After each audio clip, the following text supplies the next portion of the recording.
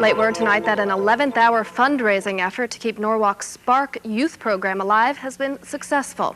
Organizers say that $50,000 was pledged in just the past 48 hours, allowing the program to remain afloat. The Spark's financial woes began when a videotape surfaced showing Spark's founding director in an apparent torture ritual with students. Larry Batone was fired in March and arrested for possession of child pornography. News 12's Sonia Wonka joins us now live from the Newsline from Spark headquarters. Sonia, what's the mood over there? Darby, a press conference is just getting underway with the board of directors, president, and treasurer. They are obviously very elated that their program can stay open. They've fought very hard for the last 5 months under a lot of pressure to get the much-needed funds, and they didn't come in until late last night. But the big development today is that the facility will be moving. Spark was located here on Main Avenue in Norwalk, and now thanks to an in-kind donation from the Bethel AME Church in Norwalk at 19 Academy Street in another neighborhood, Spark students will be able to attend their tutoring sessions and programs in the church Monday through Thursday after school. That's going to save Spark about $30,000 a year, and that really helps Spark in the end. Spark also says they will be announcing a new director who will come on board by August the 12th. Hopefully we'll be able to get that name as soon as possible. Also, News 12 has learned that GTE is no longer on the list of contributors. GTE spokesman Tony Hamilton told me earlier today that they requested financial paperwork from Spark in order to come through with their $7,500 annual donation. When they never got the paperwork, they decided not to make the gift. That's the latest from here at Spark headquarters. Of course, we'll have more for you as soon as we have it. Back to you, Darby, in the studio. All right, looking forward to it. Thank you very much, Sonia, for that report. Tom? High winds and poor visibility hampered search efforts off the coast of Long Island today. The rough conditions forced divers to suspend recovery maneuvers for the second day in a row. And the frustrations don't end there. A source close to the investigation reports so far there is no evidence of bomb residue on the front cargo door or on any other wreckage recovered so far. No word on whether salvage efforts raised any part of the plane today. Investigators now theorize that the blast occurred in the front cargo hold, blowing off the plane's front section. So far, crews have recovered 184 of the 230 victims killed in the explosion. In Hamden, people gathered to remember crash victims and honor the New Haven unit of the U.S. Coast Guard. Several members of the New Haven branch helped in the search and rescue effort following the TWA disaster. They say that the emotionally draining experience will stay with them for a long time to come.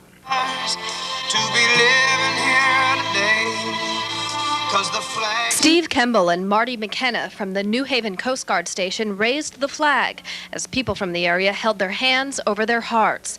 Petty Officer Kemble and Fireman McKenna were among the first rescuers from Connecticut to arrive at the TWA Flight 800 crash site. Kemble says that they quickly realized there were no survivors and the grim search for bodies and debris had to begin. We got out there, we had a job to do, so the boat crew stayed focused. We never lost focus of what we were supposed to be doing out there. Even so, at times the search was emotionally draining. We found personal items, so like small child, shoes, small clothing to that effect. I have a small child myself, so they kind of hit home. During Thursday's ceremony, McKenna and Kemble positioned the flag at half-mast in remembrance of the plane crash victims. Then, local officials honored the Coast Guard. I'm here today to say thank you to the Coast Guard on behalf of our governor and the people of the city of New Haven. McKenna and Kemble worked for 2 straight days in these waters during the initial search. They appreciate the recognition they're getting, but they hope they don't have to confront this kind of tragedy ever again.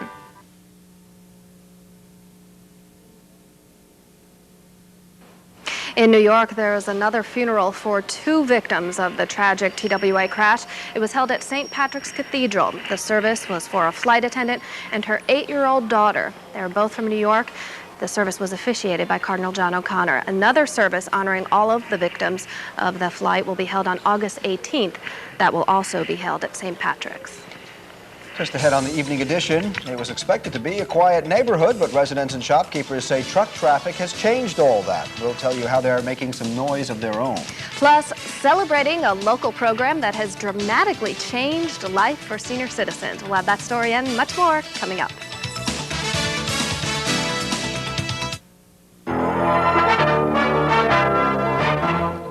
An effort is underway to protect a portion of Norwalk from the hustle and bustle of commercial traffic.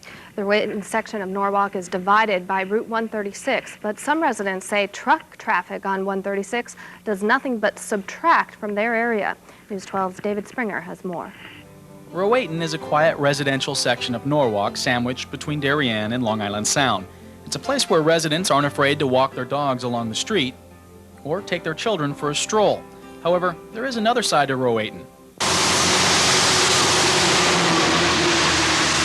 Some residents say the biggest threat to Rowayton's safety, as well as its quiet way of life, is the traffic generated by commercial trucks along Route 136. Mark Baharian operates the 5 Mile River Kitchen store, located just off of Tokenique Road, a section of 136. It looks like an army going out to fight the war. There can be 25 trucks going by at once. More than a decade ago, the city of Norwalk and the state addressed the truck problem and came up with a solution, Dr. Martin Luther King Drive. It was designed so commercial traffic would not have to use Route 136 to reach the commercial area of South Norwalk. The truck drivers that we spoke with off camera say the main reason that they use Route 136 is convenience. They say if they were forced to use the Dr. Martin Luther King Drive every time they needed to make a delivery to Rowayton, it would add about an extra 45 minutes to their trip. State Senator Robert Gennaro is siding with Rowayton residents on the issue. He says the first step to redirecting truck traffic is to post signs letting drivers know it's illegal to use 136.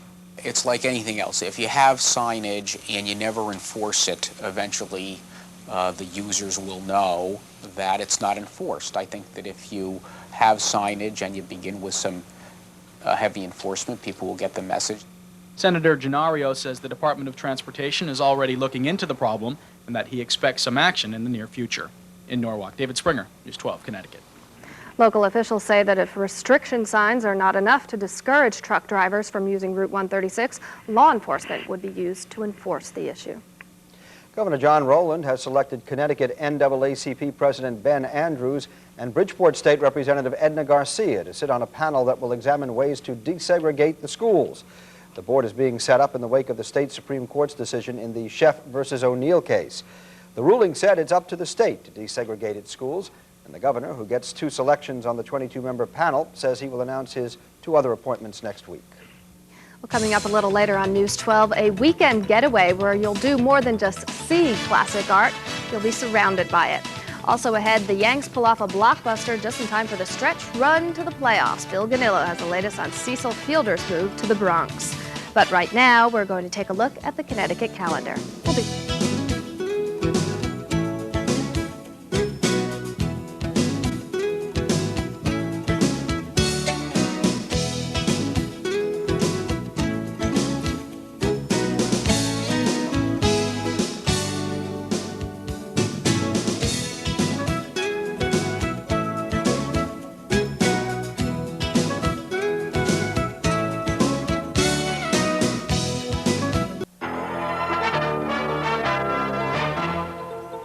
Authorities in Atlanta say last weekend's Olympic Park bombing does not look as if it was the work of a foreign terrorist group. Instead, federal investigators say the bombing looks homegrown. The prime suspect in Saturday's bombing remains security guard Richard Jewell. However, after searching Jewell's apartment and another cabin yesterday, no charges were filed. Investigators say they are still looking for suspects. And despite that bombing, of course, the Olympics are going strong. Oh, they are. They're hot and heavy. In fact, some great local story, and we're going to talk about it a little later, but Christine Lilly is doing quite well and has an opportunity to get some gold. I'll tease you. I'll tell you about that in just a little bit. With the deadline nearing, though, in trading, and of course the Yankees comfortably ahead, you didn't think the Bombers would even make a trade last night, let alone a blockbuster to get a big bomber. But they did. They got this guy, first baseman Cecil Fielder from the Detroit Tigers for Ruben Sierra and minor league pitcher Matt Drews. He's the key to the deal for the Tigers. Now, Fielder, who makes $9.2 million, is hitting only .248, but has 26 homers, and he'll provide a pop from the slacking right side of the Yankees lineup. The Yanks and Fielder obviously surprised, but happy about that deal. Just going there and being able to be a part of that team and the tradition they have, and right now they're playing excellent baseball. I'm just going to go and try to do my thing, man. Just try to help, produce runs and try to help in any way I can. Balance our lineup. This makes a left fielder right now of Darryl Strawberry. And I just think that Cecil really makes us a better ball club because that right-handed lineup is going to be probably equally as scary as the left-handed lineup. Fielders should be in uniform tonight when the Yanks are in Texas. Mets and Pirates had the finale of their 5-game series today at Shea, and whoop, things didn't go too well for the Mets early on. That ball misplayed by Bernard Gilkey. It would turn out to be an unearned run. That was definitely a way of being for the Mets today. Dave Clark, though, ups the Pirate lead to 5-0 with that 2-run homer, but the Mets come back in this game. 5-3, bases loaded. Todd Hundley knocks in 2 with a single, so the game was tied at 5. So you think, well, okay, here come the Mets. Not on this day, as Pittsburgh again came back. Charlie Hayes with the single through the left side. 2 come home, and the Pirates are on their way, at least taking one of these 5 games. They beat the Mets 13-9. The Mets were going for only their second 5-game sweep in club history.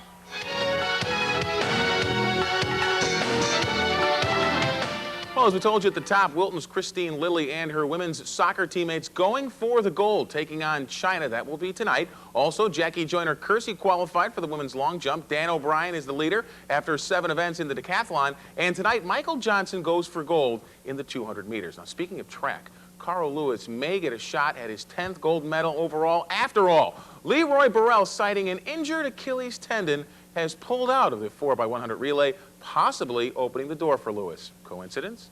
Also, Andre Agassi will play Sergi Bruguera for the gold in men's tennis. Darienne's Chris Stuckey did not make medal in the women's 470 Olympic yachting, so it basically looks like this. The U.S. has 73 medals, including 28 gold, which totally dominates all the other countries. And hopes are pretty high for the women's soccer team as well, I understand. Yes, it is, and we'll tell you about that tonight. All right, thanks a lot, Bill. We're looking for a little gold of a different sort. Bill Corbell will be in to tell us whether we'll see any sun for this big weekend. Also ahead, getting away to a work of art. Stay tuned, everybody. We'll be right back. Bridgeport Mayor Joe Ganim celebrated the 31st anniversary of Medicare today, and he did so by visiting the North End Bethany Senior Citizens Center, and he spoke with the seniors about the anniversary. Although there are members of Congress attempting to cut Medicare, Mayor Ganim says he's working to make sure President Clinton remembers seniors during his re-election campaign. I'm going to do all that I can between now and November to make sure that the course that this president has set for this country, including retaining and protecting Medicare, is maintained with his re-election. Mayor Ganim met with Mr. Clinton during the president's visit to Stamford earlier this year, as well as at the recent National Mayors Conference. Ganim says in both instances he had the opportunity to discuss the future of Medicare with the president. Darby? On Wall Street today, the Dow finished up. It rose 65 points, closing at 55.94. Volume was heavy. More than 438 million shares were traded. Locally, American Brands rose 0.5. Crane was up 1 point. General Real